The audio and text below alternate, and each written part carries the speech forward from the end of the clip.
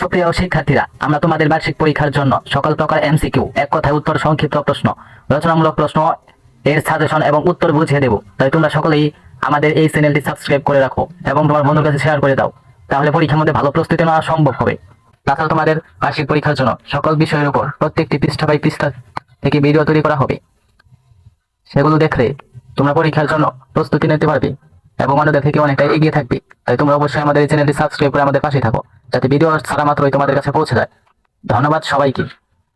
সুপ্রিয় শিক্ষার্থীরা, কেমন আছো সকলে? আশা করি ভালোই আছো।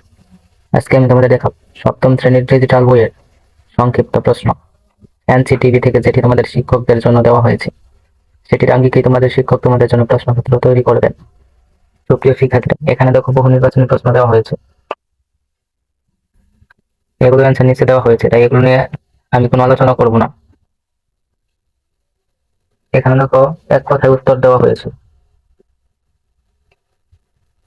10টি এক কথায় উত্তর, তার প্রত্যেকটা নম্বর হচ্ছে এক করে।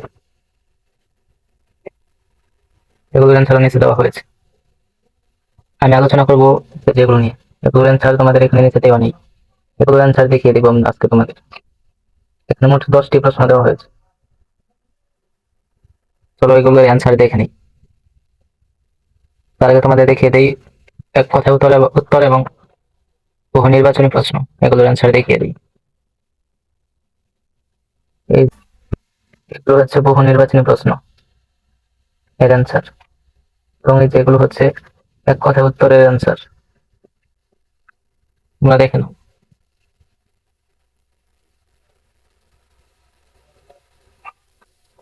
চলো এগুলোর অ্যান্সার দেখে নিই।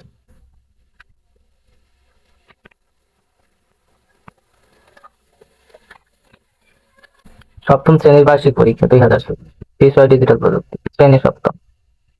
প্রশ্নের ধরন সংক্ষিপ্ত প্রশ্ন। লক্ষ্যদল কি?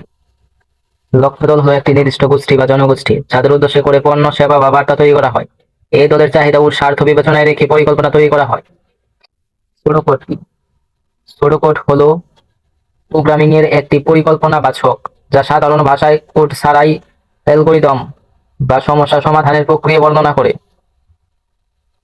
এটি প্রোগ্রামিং এর মূল ধারণা সহজেই বুঝতে সহায়ক। বাইনারি সংখ্যা কি? বাইনারি ডিজিট কয়টি কি? বাইনারি সংখ্যা হলো এমন একটি সংখ্যা পদ্ধতি যা শুধুমাত্র 0 এবং 1 সংখ্যা ব্যবহার করে। বাইনারি ডিজিট দুটি, 0 ও 1। দুটি নাগরিক সেবা ও দুটি ই কমার্স সেবার নাম লিখো। নাগরিক সেবা: জন্ম নিবন্ধন সেবা, পাসপোর্ট সেবা। ই কমার্স সেবা: অনলাইন পণ্য কেনাবেচা, মোবাইল ব্যাংকিং, বিকাশ। পেটেন্ট কি?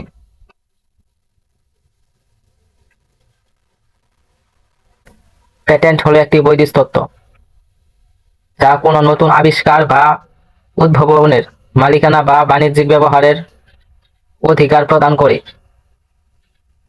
যাতে অন্য কেউ তা অনুমোদিতভাবে ব্যবহার করতে না পারে। ময়মনসিংহ গীতিকা কোন ধরনের সম্পদ? এ জাতীয় আরেকটি সম্পদের নাম লিখো। ময়মনসিংহ গীতিকা একটি বুদ্ধিভিত্তিক সম্পদ। এ জাতীয় আরেকটি সম্পদ হলো রাজশাহী অঞ্চলের গাম্ভীরা গান।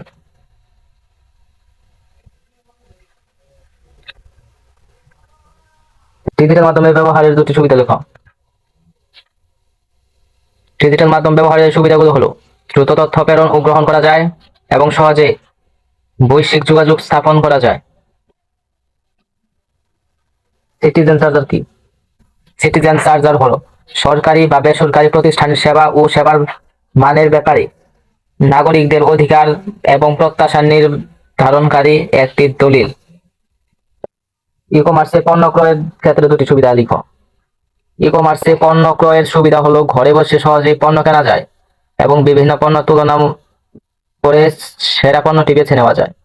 যোগাযোগের মাধ্যমগুলোর নাম লিখো।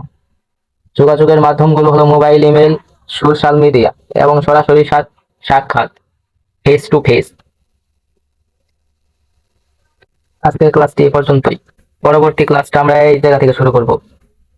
এখানে তোমাদের জন্য 5টি প্রশ্ন দেওয়া হবে। এখান থেকে তোমাদের 3টি প্রশ্নের অ্যান্সার দিতে হবে।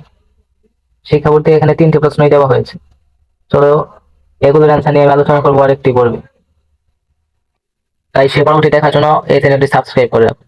ধন্যবাদ সবাইকে।